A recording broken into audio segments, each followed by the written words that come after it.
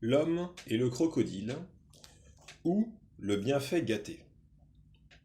Un jour, il y a très longtemps, alors que les animaux et les hommes se comprenaient encore, un crocodile imprudent s'était aventuré assez loin sur la terre ferme. Or, ce jour-là, un feu vint à se déclarer dans la brousse aux herbes touffues. Notre malheureux crocodile, bientôt bloqué par les flammes, ne peut plus rejoindre les eaux maternelles sur la rivière. Le feu se rapproche. La fumée l'entoure. Suffoqué, la respiration lui manque. Cherchant son chemin à tâtons, ses pattes heurtant maladroitement les cailloux, il va tout de travers. Soudain, il aperçoit au loin, marchant à grands pas vers le village, un jeune homme robuste qui porte sur la tête une charge de feuilles. Un sac de grande taille pend à ses côtés. Le crocodile crie, appelle à l'aide, l'homme s'arrête. Qu'y a-t-il, crocodile? Que veux-tu? Je t'en prie, viens à moi, viens à mon secours. Je vais mourir ici si tu ne me ramènes pas à la rivière. Je crains une querelle, dit l'homme. Une querelle?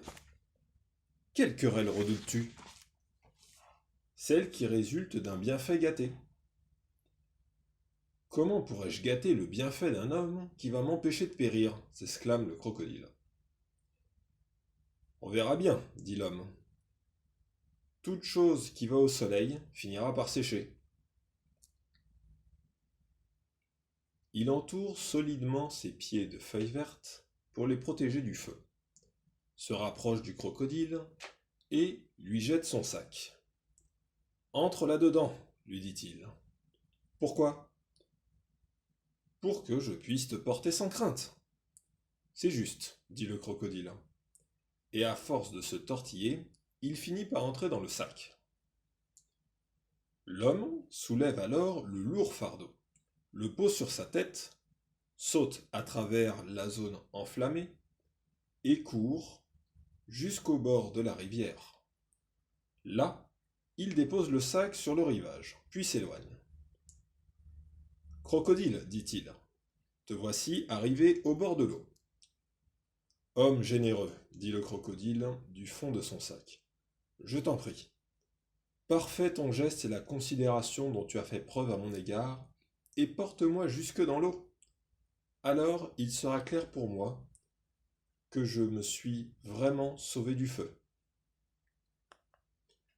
L'homme retrousse son pagne, ramasse le sac et entre dans la rivière. Afin que le crocodile se sente à l'aise, il dépose son fardeau suffisamment au large.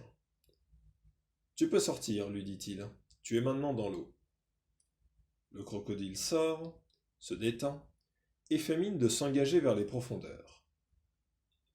Tout à coup, avant que l'homme ait eu le temps de regagner le rivage, dans une détente foudroyante, il se retourne et lui happe le pied dans ses mâchoires redoutables. Ô homme, dit-il, ne m'adresse pas de reproches, car depuis une semaine, j'étais perdu dans la brousse, et de tout ce temps je n'ai rien trouvé à manger. Si je te laissais aller maintenant, je mourrais de faim. Indigné par une telle injustice, l'homme s'écrie. Tu n'as pas honte de payer ainsi, en mal, le bien que je t'ai fait? Bon, dit le crocodile, attendons que quelqu'un vienne boire à la rivière, et demandons-lui de juger entre nous. Quelque temps plus tard, alors que le feu s'était calmé, une vieille jument arrive d'un pas branlant jusqu'au bord de la rivière. Comme elle s'incline et tend le cou pour se désaltérer, le crocodile fouette l'eau de sa queue et dit « Vieille jument édentée, si tes lèvres touchent l'eau avant que tu n'aies jugé entre moi et cet homme, je te fouetterai de ma queue repliée jusqu'à arracher la peau de ton corps. Puis, je te saisirai de mes dents, je te noierai dans les profondeurs de la rivière, et je te mangerai. Le courant emportera tes os là où tu ne peux même pas l'imaginer. La jument recule précipitamment de quelques pas. Que dois-je donc juger entre toi et cet homme demande-t-elle en tremblant. Prête-moi l'oreille et entends bien ma parole. Je désire que tu me dises si là-bas, chez vous, habitants de la terre ferme, un bienfait est rendu en mal ou si cela n'arrive jamais. À ces mots, la jument lève la tête comme pour prendre le ciel à témoin. Puis, au plus grand étonnement de l'homme et du crocodile qui se demande si le grand âge ne lui a pas quelque chose quelque peu fait perdre ses esprits, elle rabat si violemment sa tête et la secoue plusieurs fois de haut en bas, retrousse ses lèvres, en exposant ses vieilles dents à nu, et se met à hennir jusqu'à ce que sa gorge fatiguée n'émette plus que des gargouillements confus. Soulevant la queue, elle fait alors face au crocodile. Et qui t'a dit qu'un bienfait ne se rend pas en mal chez les habitants de la terre ferme?